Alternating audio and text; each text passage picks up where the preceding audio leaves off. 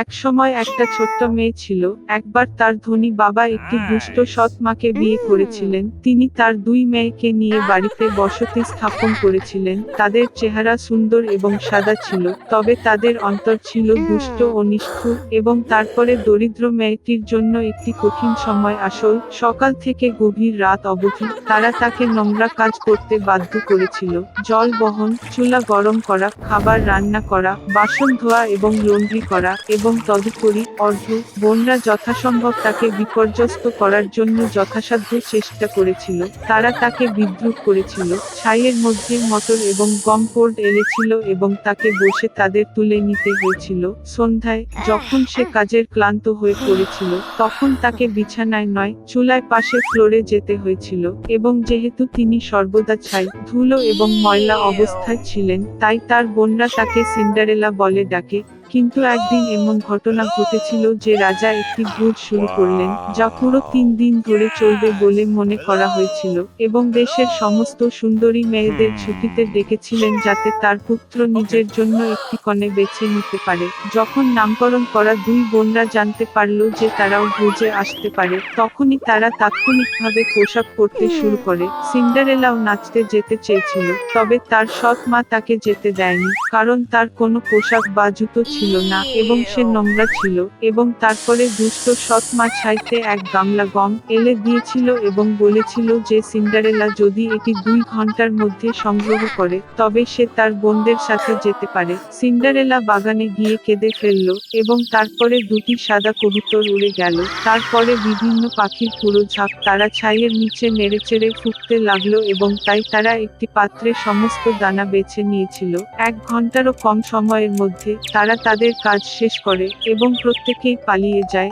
Cinderella তার সৎ মায়ের কাছে একটি বাটি নিয়ে এসে ভোজ খেতে শুরু করে ভেবে আনন্দ করতে লাগলো, কিন্তু তার সৎ মা তাকে যেভাবেই হতে দেয় না। তিনি সিন্ডারেলার দিকে তার মুখ ফিরিয়েছিলেন এবং তার 2 কন্যাকে নিয়ে তাড়াতাড়ি বল হাতে যান। বাড়িতে যখন আর কেউই রইল না, সিন্ডারেলা মেঝেতে বসে কাঁদতে কাঁদল, এবং তারপরে দুটি সাদা কবুতর উড়ে গেল। তারপরে বিভিন্ন পাখির পুরো ঝাঁক, এবং তারা তাদের পোশাক এবং জুতা ফেলে দিন চকচকে এবং সমস্ত সোনায়। তিনি তাড়াতাড়ি এই পোশাক পরে এবং কনের কাছে এসেছিলেন।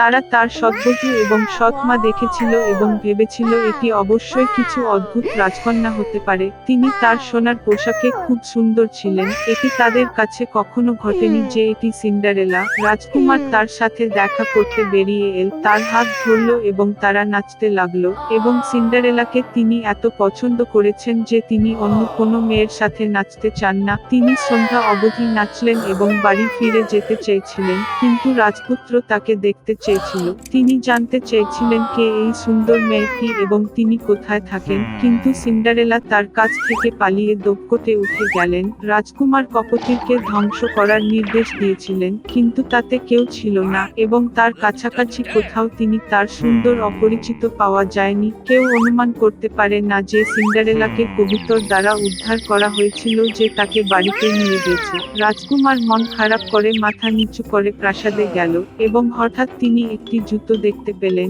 এটি উপরে তুললেন। এটি এত ছোট এবং মার্জিত এবং খাঁটি সোনার সমস্ত ছিল। রাজপুত্র অনুমান করেছিলেন যে সিন্ডারেলা যখন তার কাছ থেকে পালিয়ে এসেছিলেন, তখন তার বাম পায়ের জুতোটি একটি ধাপে রয়ে গেল। রাজকুমার খুশি হয়ে এই জুতার উপপত্নীটি খুঁজে বের করার আদেশ দিলেন, এবং যার কাছে এটি উপযুক্ত তিনি সেই বিয়ে করবেন। পিতা মাতা বল থেকে ফিরে এসেছিল। তারা দেখতে পেল যে সিন্ডারেলা তার শার্টে ছাইয়ের উপর শুয়ে আছে, এবং চুলার কাছে একটি হালকা আলো ছিল। উভয় বোন তাদের ঘরে গেলেন এই আশায় যে আগামীকাল তারা সেই সোনার স্লিপারটি রাখবে। সেই ভাগ্যবান। পরের দিন, রাজপুত্র তাদের বাড়িতে এসেছিলেন এবং বলেছিলেন যে যে কেউ তার ভবিষ্যতের স্ত্রীর জুতো চেষ্টা করতে চায় তাদের বেরিয়ে আসা উচিত। 2 বোন বাইরে এসেছিল, এবং সৎ মামা সিন্ডারেলাকে ঘরে তালা দিয়েছিল এবং তাকে বাইরে বেরোতে দেয় না। বড় বোন এটি চেষ্টা করে, একটি ছোট জুতো। ছোট বোন এটি চেষ্টা করে, জুতো দুর্দান্ত। রাজপুত্র চলে যাচ্ছিলেন, কিন্তু সিন্ডারেলা জানালা থেকে উঠে তার কাছে ছুটে গেলেন, এবং সে একটি জুতো পরে করেছিল এবং এটি কেবল তার জন্য উপযুক্ত। রাজপুত্র তার চোখে তাকালো এবং তার মধ্যে খুব সুন্দরী মেয়েটি চিনলেন যার সাথে তিনি নাচলেন। তিনি সিন্ডারেলাকে নিয়ে গেলেন, তাকে একটি ঘোড়ায় চাপালেন এবং তার সাথে একটি বিবাহ খেলতে রাইড করলেন এবং তিনি বোন এবং সৎ মাকে তাদের বাড়িতে তালাবদ্ধ করার নির্দেশ দিয়েছিলেন এবং তাদের কখনোই সেখানে থেকে বেরোন না। তাদের কুৎসা ও প্রতারণার জন্য এভাবেই তাদের শাস্তি দেওয়া হয়েছিল। কৃপণ বয়স্ক মিস ক্রুজ দীর্ঘকাল নিজের অর্থ ছাড়া অন্য কাউকে বা কাউকে পছন্দ করতেন না। ক্রিসমাস এবং নিউ ইয়ার অন্যদের জন্য যে আনন্দ নিয়ে এসেছিল তা তিনি বুঝতে পারেননি। অতএব ছুটির প্রাক্কালে বৃদ্ধটি তার সহকারীকে তাড়াতাড়ি কাজ ছেড়ে দিতে অস্বীকার করলেন, যিনি তার ছেলের জন্য একটি উপহার কিনতে চেয়েছিলেন। মিস ক্রুজ এমনকি তার ভাগ্নের পরিবারের সাথে ক্রিসমাস উদযাপনের আমন্ত্রণটি প্রত্যাখ্যান করেছিলেন এবং অভাবী বাচ্চাদের সহায়তার জন্য অর্থ অনুদানও অস্বীকার করেছিলেন। সন্ধ্যার দিকে বৃদ্ধ লোকটি অফিস বন্ধ করে বাড়িতে চলে যায় এবং তারপরে তার শোবার ঘরে অদ্ভুত জিনিসগুলি ঘুরতে শুরু করে। কোথাও থেকে বাতাস বইছিল, বজ্রধ্বনি হচ্ছিল। হঠাৎ তার ক্রিসমাসের প্রেতাত্মা শেষ ক্রিসমাসে মারা গিয়েছিল। ফ্রন্ট মিস ক্রুজ খুব ভয় পেয়েছিল এবং বুঝতে পারছিল না কি হচ্ছে। স্পিরিট বলেছিল যে মৃত্যুর পরে তাকে তার জীবদ্দশায় ভালো কাজ না করার এবং লোকদের সহায়তা না করার জন্য শাস্তি দেওয়া হয়েছিল। তিনি চাননি যে বুড়ো মানুষটি একই পরিণতি ভোগ করবে, তাই তিনি স্ক্রুজকে সতর্ক করেছিলেন যে আরো 3টি ভূত শীঘ্রই তার সাথে দেখা করবে। এই কথার পরে আত্মা অদৃশ্য হয়ে গেল। বৃদ্ধ লোকটি ভান করলেন যে কিছুই হয়নি, তবে শীঘ্রই একটি শিশুর ভূত তার সামনে উপস্থিত হয়েছিল। মিস ক্রুজ স্তব্ধ হয়ে গিয়েছিলেন কারণ এটি ছিল তার বিগত বছরগুলির চেতনা। ম্যাজিকের সাহায্যে ভূত তাদের অতীতে স্থানান্তরিত করে। বৃদ্ধ যে শহরে তিনি জন্মগ্রহণ করেছিলেন এবং বেড়ে ওঠেন সেখানে নিজেকে ছোট ছেলে হিসাবে দেখেছিলেন। তিনি ক্রিসমাস ট্রি সাজছিলেন এবং তিনি খুব মজা পান। তারপরে মিস ক্রুজ তার যৌবনে নিজেকে দেখেছিলেন, যেদিন তিনি আনন্দ এবং আশায় পূর্ণ। তিনি তার প্রিয়তমের কাছে প্রস্তাব করেছিলেন। তারপরে বৃদ্ধ নিজেকে দেখে পরিপক্ক হয়ে উঠলেন। তার স্ত্রী কাঁদছিলেন এবং তিনি কেন বুঝতে পারলেন না যে কেন তিনি তার সাথে আলাদা হলেন। আসল বিষয়টি হল স্ক্রুজ তার দিকে আর মনোযোগ দেয়নি, কেবল অর্থের কথা ভেবেছিল। বুড়ো বাইরে থেকে এই রকম নিজের দিকে তাকাতে পারেনি এবং ভূতকে তাকে ফিরিয়ে দিতে বলেছিল। আত্মা অবশেষে অদৃশ্য হয়ে গেল, তবে তার জায়গায় আরো একটি ভূত উপস্থিত হয়েছিল। বড়দিনের আগের দিন তিনি স্ক্রুজকে তার সহকারীদের বাড়িতে নিয়ে যান। পুরো পরিবারটি একটি দুর্বল টেবিলে বসেছিল। বৃদ্ধ লোকটি নিশ্চিত ছিল যে তারা সকলেই তাকে ঘৃণা করে, তবে তিনি নিশ্চিত হয়েছিলেন যে এটি এমন ছিল না। সহযোগী মিস ক্রুজের স্বাস্থ্যের জন্য একটি টোস্ট অফার করেছিলেন এবং তার স্ত্রী খুব স্বেচ্ছায় টোস্টে যোগ দিয়েছিলেন এবং তখন বৃদ্ধ লোকটি লক্ষ্য করলেন যে তার সহকারীটির পুত্র অসুস্থ। স্ক্রুজ সন্তানের জন্য দুঃখিত এবং তার আচরণের জন্য লজ্জা পেয়েছিল। অতঃপর ভূত বৃদ্ধাকে তার ভাগ্নির বাড়িতে নিয়ে গেল। তার পুরো পরিবার ছুটির দিনে খুশি ছিল।